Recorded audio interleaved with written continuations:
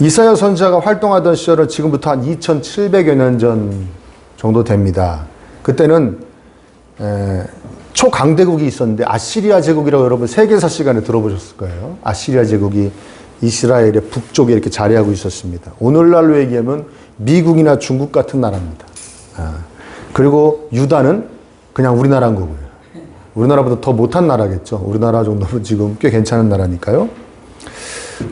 이미 북이스라엘을 멸망시켰거나 멸망시키고 있을 때 이 이사야서가 쓰여졌기 때문에 북이스라엘은 거의 끝났다라고 생각할 수 있습니다. 그리고 남유다, 이 이사야는 남유다의 선지자였기 때문에 남유다에도 이 아시리아 제국이 항상 위협적인 요소였어요.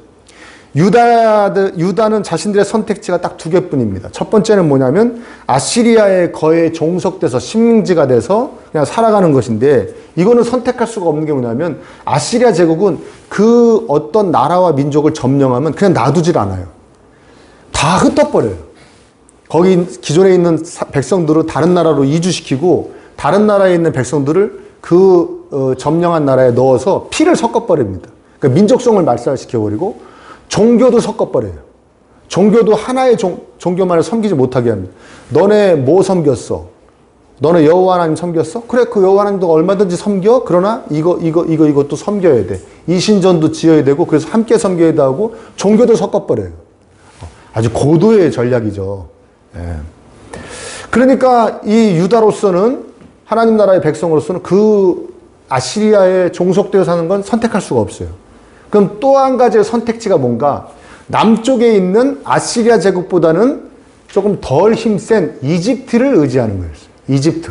하나님이 그렇게 싫어하시는 이집트, 그 이집트를 의지하는 거였습니다. 그래서 계속 이집트에다 사절을 보내고 해서 아시리아가 북쪽에서 자꾸 쳐들어오려고 그럽니다. 와서 말려주세요, 혼내주세요, 뭐 이런 외교적인 이런 수단을 발휘하는 거죠. 하나님이 한 나라가 어떤 그 외교적으로 힘쓰는 것을 싫어하시는다는 뜻이 아니라, 그들이 유다가 가지고 있는 이런 마음가짐 때문에 그 일을 매우 언짢게 생각하셨습니다. 그게 뭐냐면 1절에 도움을 구하러 애굽으로 내려가는 자들은 화 있을진저 그들은 군마를 의지하고 많은 병거를 믿고 기마병의 막강한 힘을 믿으면서 이스라엘의 거룩하신 분은 바라보지도 않고 주님께 구하지도 않는다. 그랬죠. 이집트의 힘센 말, 병거, 기마병 이런 걸 믿고 그 강함을 의지하면서 정작 의지하고 바라봐야 될 주님, 하나님을 의지하거나 바라보지 않는 그 마음가짐들이 하나님께서 매우 언짢아하신다라는 거죠. 그래서 6절에 이스라엘 자손들아 너희는 심히 거역하던 자에게로 돌아와라. 하나님께로 돌아와라. 그러면서 오늘 읽진 않았지만 7절부터 9절까지의 말씀은 내가 다 너희들 아시리아 제국 다 무찔러 줄 것이다. 너희들을 보호할 것이다. 그러니까 나에게로 돌아와라. 나에게로 돌아와라. 이렇게 얘기합니다. 그런데 오늘 본문 안에서 하나님이 당신의 백성들을 어떤 식으로 보살피시는지, 백성들의 그 삶 가운데 하나님이 어떤 식으로 개입하셔서 백성들을 어떻게 살피시고 보호하시고 인도하시는지를 두 가지의 대상을 통해 비유하십니다. 그 비유를 오늘 우리가 살펴보려고 합니다. 왜? 우리의 삶에도 하나님이 이렇게 두 가지 방식으로 우리의 삶을 인도하시고 보호하시기 때문에 그렇습니다. 첫 번째는 뭡니까? 4절의 말씀입니다. 주님께서 나에게 이런 말씀을 하셨다. 사자가 으르렁거릴 때에, 힘센 사자가 먹이를 잡고 으르렁거릴 때에 목동들이 떼지어 몰려와서 소리친다고 그 사자가 놀라느냐? 목동들이 몰려와서 고함친다고 그 사자가 먹이를 버리고 도망가느냐? 그렇듯 만군의 주님께서도 그렇게 시온산과 언덕들을 보호하신다. 아멘. 첫 번째는 사자를 비유하는 거예요. 사자. 하나님을 사자로 비유한 것이죠. 그러니까 지금 그 팔레스타인 지방에 사자가 없거든요. 그 한참 밑으로도 없죠. 아프리카 저 중남쪽에만 사는 걸로 알고 있는데 이때는 살았나 봐요. 사자가 있었나 봐요, 거기에. 또 다 이제 어떻게 거기선 다 멸종이 됐겠죠. 이때는 사자가 꽤 많이 있었나 봐요. 그러니까 사자가 목동들이 치는 양을 딱 사냥을 해가지고 먹으려고 딱 움켜쥐고 있는데 목동들이 자기가 치던 양 잡아갔다고 와가지고 사자야 막 소리 지르면 사자가 여기 딱으로 가냐는 거예요. 한번 자기가 그렇게 애써 잡았는데 사자가 자기 건데 이제 막 으르렁대고 막 목동들도 쫓아면서 그걸 절대 안 놓는다는 거죠. 그걸 얘기하는 겁니다. 무슨 얘기입니까? 하나님께서 당신의 백성들을 이렇게 보호하신다는 거예요. 이건 내 거다 이거예요. 하나님이 사자라면 이건 내 먹이, 내 거다. 아시리아가 와가지고 내놓으셔 한다고 아시리아 무서워 너네 가져. 그리고 옮겨가지 않으신다는 거예요. 당신의 것이기 때문에 예루살렘을 유다를 끝까지 보호하실 거라는 거예요. 절대 와서 그 어떠한 것도 하나님이 움켜쥔 하나님의 것을 뺏어갈 수가 없다. 너희들을 그렇게 인도하신다. 하나님의 어떠함을 설명합니까? 하나님의 우리를 이게 보살피심의 강력함을 의미하는 것이죠. 아주 그냥 그 어떤 것도 꼼짝 못하게 어떠한 것도 하나님의 소유인 저와 여러분들을 넘보지 못한다는 뜻입니다. 아멘.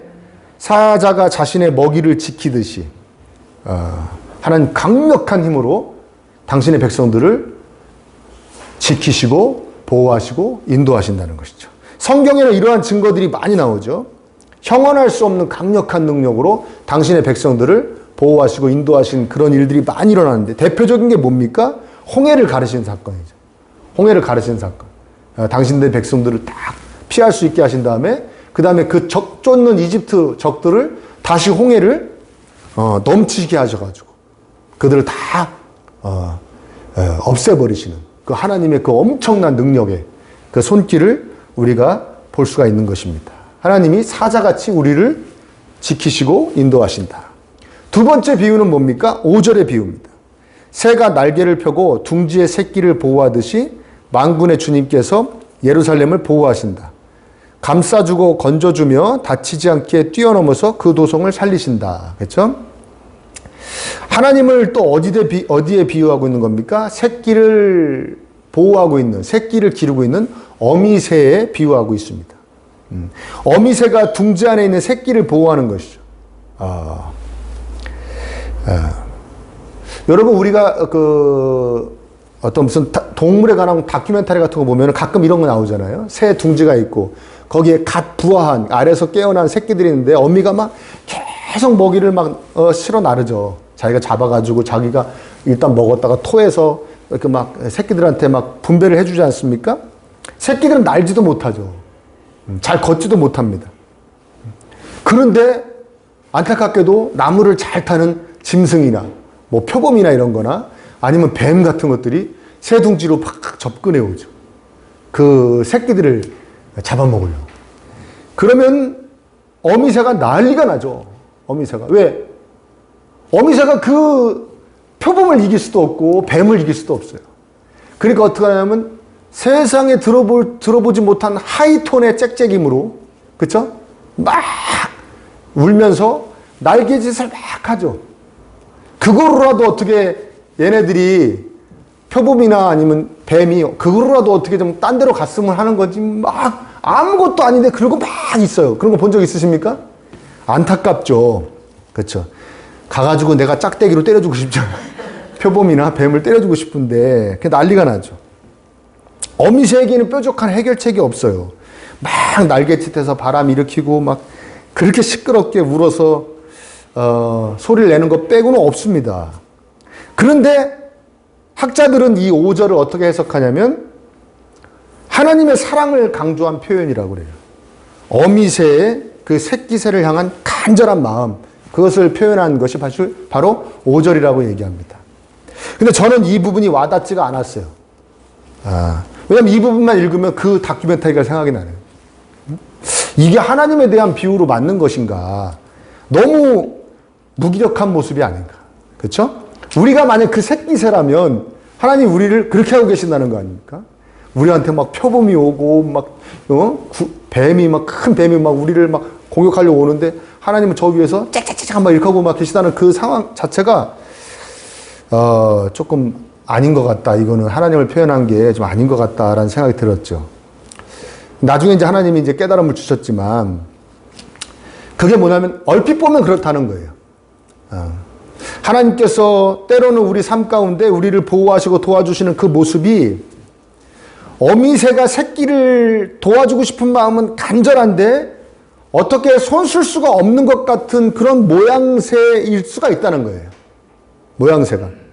진짜 어미새처럼 공격력이, 하나님이 공격력이, 능력이 없어서가 아니라 여러 가지 이유로 마치 도와주지 못하고 계신 것 같이 보일 수가 있다는 것이죠. 이해되십니까? 그러나 실질적으로는 보호하고 계시다는 거예요. 근데 모양새는 그렇다는 거예요. 어미새가 새끼새를 위해 아무것도 못 해주고 막 소리 지르고 막 그러는 모습 같이만 보인다는 것이죠. 실질적으로는 보호하고 계시는데 이해되세요? 그런데 새끼새 입장에서 보면은 세상에 자신을 해하려고 막 짐승이 오고 뱀이 오는데 어미새는 어떤 자기는 안전한 거리를 두고 그쵸? 자기는 안전한 거리를 두고 막 거기서 그러고 있으니 새끼새는 어미는 별로 보이지도 않고 지금 당장 자기에게 닥쳐오는 그 짐승, 그 뱀만 보이니 막 너무나 불안하고 힘들고 막 아픈 거죠. 막 어쩔 수가 없는 거죠. 응? 그래서 새끼새가 생각할 수 있는 건 뭡니까? 아, 내가 버림받았나? 그쵸? 내가 우리 엄마한테 버림받았나? 그런 생각을 할 수 있다는 것이죠. 이해되세요? 근데 그 상황에서 사실 누가 제일 힘든 겁니까? 네? 우리 부모 되신 분들은 아시겠죠. 그 상황에서 누가 제일 아파합니까? 어미새죠. 그래서 그렇게 자기 아픔을 막 짹짹짹짹 거리는 거예요. 그 마음을 막 표현하는 거죠. 어쩔 수가 없어요. 그러니까 저의 삶을 돌아봐도 사자와 같이 저를 지켜주시는 하나님을 느낀 것보다 오히려 어미새와 같이 그 안타까움, 애절함으로 저를 돌봐 주시는 하나님을 더 많이 느낀 것 같아요. 저는 그래요. 저의 삶에는 어미새 같은 하나님이 더 많으셨어요. 뭐가 딱 부러지게 해결이 안 되고 아주 명료하게 성공도 안 되고 물론 그런 적도 있었지만 딱 해결이 되고 명료하게 어떻게 이루어지고 그런 일도 있었지만 아, 왜 이렇게 더디지?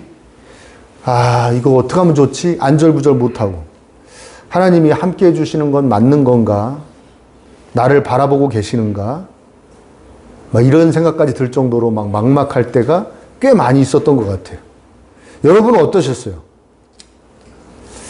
네? 사자 같은 하나님 많이 만나셨어요? 네, 그렇죠. 저는 사자 같은 하나님만을 만났다는 분은 여태까지 딱 한 분 만났어요. 자기는 사자와 같은 하나님만 만났다. 자기가 기도하면 다 이루어주셨다는 거예요. 아주 그냥 진짜 너무 이 강력한 일들이 자기 삶에 많이 일어나고 다 응답받았다고 저한테 간증하시는 분을 딱 한 분 만나봤어요. 우리 교회 잔뜩 계실지도 몰라요. 우리는 둥지 안의 새끼처럼 그렇게 생각합니다. 우리 엄마는 왜 저렇게 날갯짓만 하는가? 빨리 좀 와서 어떻게 해주지. 응? 내가 지금 너무 힘든데, 내가 너무 위험한데, 불안한데, 초조한데, 걱정이 너무 많은데 우리 엄마는 왜 저기서 저러고만 있는가? 왜 울기만 하고 왜 날갯짓만 하고 있는가? 그런데 지나고 보면 하나님께서는 기꺼이 어미새가 되셔서 저와 그때 함께 하고 계셨다는 것을 깨닫게 됩니다. 비록 결과는 내가 원하는 되지 않았을지라도, 그렇죠? 결과는 내가 원하는 대로 되지 않았음에도 아주 세심하게 살살 나를 다루시면서 우리보다 더 아파하시면서 안타까워하시면서 그때 함께 계셨어요. 그래서 그 순간 한 곳 한 곳 그 모든 순간에 하나님의 손길이 다 와서 만져주고 계셨다는 것을 나중에 깨닫게 되곤 합니다. 아멘. 너무 감사하죠. 그래서 이 어미새같이 나를 돌봐주셨던 하나님을 많이 경험한 사람들은 지금이 그리고 미래에 어렵고 힘들어도 절대 낙심하지 않을 수 있어요. 왜? 내가 지금 힘들고 미래에 힘들어도 우리 어미새 하나님이 나와 함께 하고 계심을 믿을 수 있기 때문에. 아멘. 나와 함께 하고 계시는구나.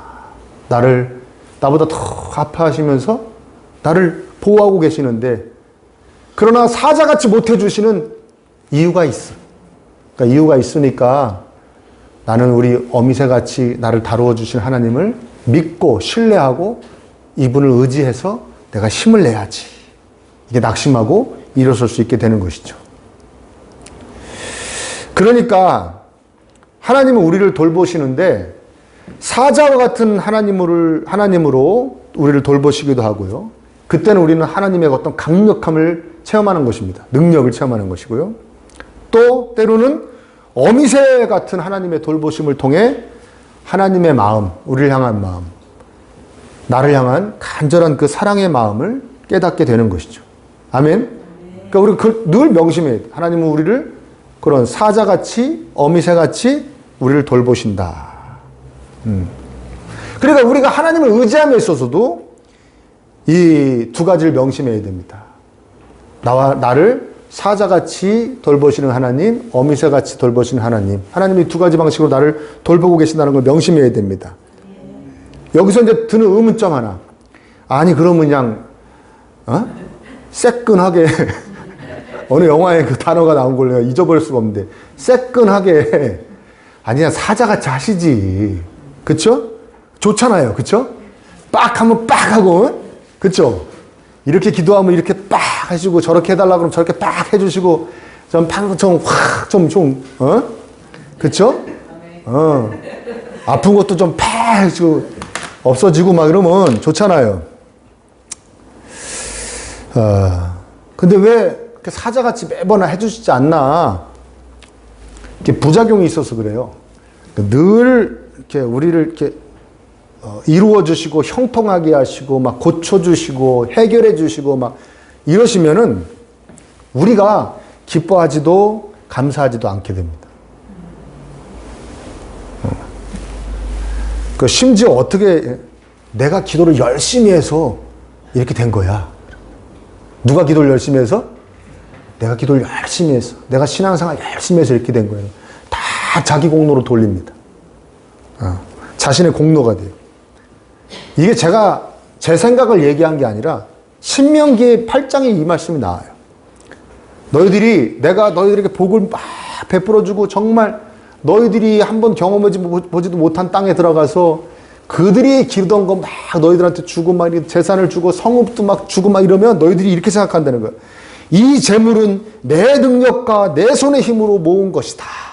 이렇게 생각한다는 거예요. 다 내가 해줬는데 너희들이 한 줄 알고 착각한다는 거예요. 그 하나님 말씀하시는 거예요. 내가 너희들을 사자로만 이렇게 돌봐줄 수가 없어. 왜? 다 너희들이 했다고 생각하게 되거든. 이해되세요? 실제로 이스라엘 백성들이 그렇게 했어요. 여러분들은 지금 속으로 그러죠. 아유, 그것들 어쩌면 그러냐. 그렇게 배은망덕하냐? 성경에 나오는 것들의 이야기는 다 누구의 이야기다? 내 이야기다. 우리가 그렇게 한다는 거예요. 우리를 사자와 같이만 능력으로만 대해주시면 우리가 기뻐하지도 감사하지도 않고 한두 번은 그런다. 한두 번은. 그게 자꾸 쌓이다 보면 다 자기가 잘나가지고 자기가 능력 있고 힘 있고 지혜롭고 수단 좋고 그래서 다 이루어졌다고 생각한다는 거예요. 자기 인맥 좋고 부모 잘 만났고 다 자기가 한 걸로 생각한다는 거예요. 기뻐하지도 감사하지도 않는다는 것이죠. 그래서 하나님께서는 우리를 힘센 사자와 같이 대하실 때도 있고 어미새와 같이 대하실 때도 있다는 것입니다. 다 하나님 생각이 있으신 거예요. 우리가 감히 헤아릴 수도 없는 그 지혜로 우리를 다루신다는 거예요. 그렇다면 중요한 건 뭡니까? 우리도 하나님에 대해서 힘센 사자와 같이 역사해 주시기도 기대하고 어미새같이 함께 해 주시기도 기대해야 될 줄 믿습니다. 우리도 그렇게 해야 된다는 거예요. 이게 조화를 이루어야 된다는 거예요. 우리 신앙이 이게 조화를 이루어야 돼요. 어미새 같은 하나님, 사자와 같은 하나님을 함께 기대해야 된다는 거죠. 그런데 이게 조화를 잘 못 이루는 경우가 많아요. 그래서 사자와 같은 하나님만 기대하는 그런 신앙생활이 될 수가 있어요. 이거 뭡니까? 하나님의 능력만을 추구하는 것이죠. 그냥 사자와 같은 하나님만을 기대하는 거예요. 이번에도 또 이런 건이 있는데 이거 하나님 해결해 주셔야 된다. 그런 분들한테 가서 말합니다. 왜 이렇게 하나님께 집중하고 막 기도합니까? 말은 이렇게 합니다. 하나님 만나길 원하는 겁니다. 하나님 만나길 원해서 그런다 그래요. 하나님께 가까이 가길 원해서 그래요. 그러나 하나님 만나고 하나님께 가까이 가서도 그들의 속셈은 뭐냐? 능력을 받기를 원해요. 복을 받기를 원하는 거예요. 해결을 받기를 원하는 거예요. 무슨 말인지 이해됐어요? 이거를 일명 신비주의, 기복주의다 그러죠. 예. 하나님을 원하는 것 같지만 사실은 하나님이 가지고 있는 능력을 원하는 거예요. 하나님을 사랑하는 것 같지만 사실은 하나님이 가진 능력을 사랑하는 거예요. 이해되십니까? 그렇죠. 그러면 그렇게 막 하다가 사자와 같은 하나님 막 하다가도 그게 매번 다 돼요, 안 돼요? 무슨 AI가 대답을 해네? 안 되죠. 안 되잖아요. 그러면 건강한 신앙인 같으면 지금은 어미새와 같이 나를 돌보시려고 그러나 보다 이렇게 깨달으면 되는데 그 늘 사자만 기대했던 사자 같은 하나님만 기대했던 사람들은 어떻게 생각하느냐? 내가 기도가 모자랐다. 내가 믿음이 아직 약하구나. 이렇게 생각한다는 거예요. 응? 이해되시죠? 무슨 말인지? 하나님의 뜻이 있으시구나. 나를 이렇게 어미새같이 이렇게 내가 지금 그런 시기에 하나님이 그렇게 나를 돌봐주는 시기에 내가 들어간 거구나. 이렇게 받아들이면 되는데 그게 아니라 뭐가 부족했다? 내 기도가 부족하고 내 믿음이 부족하고 내 헌금이 부족했고 내 헌신이 부족했고 이렇게만 생각한다는 거예요. 그런데 여기서 어떠한 또 부작용이 나오냐면은 둥지 안에 갇혀서 지금 어미새 같은 하나님을 경험하고 있는 사람들이 있을까요? 주변에. 둥지 안에 갇혀서 이러지도 못하고 저러지도 못하는 새끼새 같은 그런 처지에 있는 사람들의 어떤 마음을 헤아리지 못합니다. 그럼 어떻게 하느냐? 은근히 무시하는 거예요. 얼마나 기도를 안 하면 믿음이 참 없나 보다. 이렇게 생각하게 된다는 겁니다. 그럴 때 있어요? 없어요? 이게 얼마나 웃긴 거, 하나님 보시기에 얼마나 웃긴 거예요. 응? 그러니 지금 새끼새같이 둥지 안에 갇혀서 그렇게 초조해하고 불안해하고 힘들어하고 아파하는 사람을 그 마음을 헤아리지도 못하니 어떻게 위로합니까? 하나님으로부터 받은 위로로 그런 사람들 많이 위로하라고 살라고 우리에게 사명을 주셨는데 그 위로의 하나님, 위로의 그리스도인이라는 거 아니에요. 그런 사람들 마음을 헤아리지도 못하는데 어떻게 위로할 수가 있겠습니까? 이해되시죠? 그래서 사자와 같은 하나님을 늘 기대하며 살면 어떻게 되느냐면 그냥 내 삶 가운데 화는 피해지고 복은 오기를 바라는 그 무속에 빠진 사람과 별 다를 바 없는 그런 신앙인의 모습으로 살 수밖에 없게 되니 그렇게 극단으로 치달아서는 안 된다. 이해되십니까? 그러면 어미새 같은 하나님만을 추구하는 것은 괜찮겠구나 생각하시는 분들이 있을지 모르는데 그것도 안 돼요. 여러분, 예수님 믿는 것은 함께 해주시는 하나님으로 인해 그저 어떤 마음의 위로와 평안만을 위한 것인 양 그렇게 치부해버리는 그리스도인들이 꽤 있습니다. 오늘날 굉장히 많습니다. 그러니까 삶 가운데 어렵고 힘든 문제가 나타나도 하나님께 간절히 매달리지도 않아요. 매달리지도 않고 그냥 시간이 해결해 주겠지. 다른 방법으로 어떻게 해결이 될 거야. 그렇게 생각합니다. 어떤 병이 걸렸다고 해도 예를 들어서 어떤 병이 걸렸어요. 당신은 무슨 병입니다. 의사가 얘기하면 그리스도인이면 뭐부터 해야 되는 거예요? 기도부터 해야죠. 아이고 아버지 나오면서부터 기도해야죠. 근데 어떡합니까? 바로 스마트폰 꺼내가지고 병원부터 검색해. 요 병에는 누가 최고인가? 어느 병원으로 난 가야 되는가? 교통편은 어떻게 되나? 우리 집에서 가까운가 뭔가? 이거부터 검색해. 이런 그리스도인들이 너무 많아요. 신앙이 참으로 매가리가 없어요. 좀 간절히 매달리고 막 강력하게 기도하고 그래서 하나님의 어떤 능력을 체험하고 이런 기대도 소망도 없어요. 매가리가 없어요. 그냥 세상에서 흔히 접할 수 있는 우리 유튜브 같은 데 얼마나 많이 있습니까? 마음을 어루만져주는 어떤 유명한 강사. 하나님은 마치 그렇게 생각하는 것 같아요. 마음에 위안을 주는 어떤 책의 저자. 그 정도로 하나님을 생각하는 것 같아요. 그래서 그냥 살면서 마음 평안하고 그냥 좀 뿌듯해하고 그러면 되지 뭐 더 이상 바라지도 않아요 뭐 이러면서 그러면서 하나님한테 뭐라 그러냐? 나의 아버지, 나는 하나님의 자녀 그렇게 얘기합니다. 세상에 어느 자녀가 아버지한테 그냥 사랑만 해달라고 그럽니까? 용돈 달라고 그래야 안 달라고 그래요? 예? 자녀가 아버지한테 옷 사달라고 그래요 안 그래요? 그러죠. 근데 그런 게 없어요. 우리가 기적의 하나님의 자녀이면 우리가 기적을 맛보며 살아야 되는데 와 이게 신기하게 안 될 게 이루어지고 이게 어떻게 해결됐지 이게 개선되고 치료되고 하나님이 때로는 돈도 주시고 이런 어떤 파워풀한 막 그런 역사가 막 일어나는 그리스도인으로 살기를 소망하며 그렇게 매달리고 막 그런 삶도 있어야 되는데 전혀 그런 게 없어요. 전혀 그런 게 없어요. 그냥 어미새인 줄 알아요. 어미새같이 항상 뭐 그런 것 같아요. 아까도 얘기했지만 매가리가 없어요. 신앙에. 여러분 예수님께서 이 세상에 왜 오셨습니까? 하나님께서 이 세상을 창조하셨는데 우리가 망가뜨렸어요.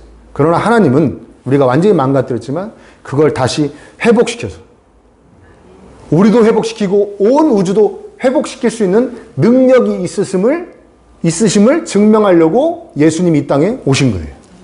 아멘? 그렇죠. 얼마나 능력이 대단하신지 증명하려고 오신 거예요. 또한 하나님께서 얼마나 우리를 사랑하시는지 우리를 세심하게 살피시면서 얼마나 귀하게 여기시는지를 느끼게 해주시려고 이 땅에 오셔서 십자가에서 피 흘리신 줄 믿습니다. 그러면 그 예수님의 십자가의 은혜로 구원받아 하나님의 자녀가 된 우리들인데 그러면 하나님의 능력을 구하며 살아야죠. 아멘? 하나님의 능력을 구하며 살아야 됩니다. 그리고 늘 하나님의 그 어미새의 둥지에서 하나님의 사랑도 간절히 느끼기를 바라며 살아야 됩니다. 이 두 가지가 조화를 이루시기를 축원합니다. 아멘? 네. 하나님의 능력이 나에게 임하기를 늘 구하고 또 하나님의 그 사랑의 둥지에서 하나님의 그 따뜻함을 느끼기를 늘 기대하는 그런 건강한 그리스도인 저와 여러분 되시기를 간절히 축원합니다. 그래서 항상 사자 같은 능력의 하나님도 많이 체험하시고 또 어미새와 같은 사랑의 하나님도 많이 만나시고 누리시기를 이 시간에 간절히 축복합니다.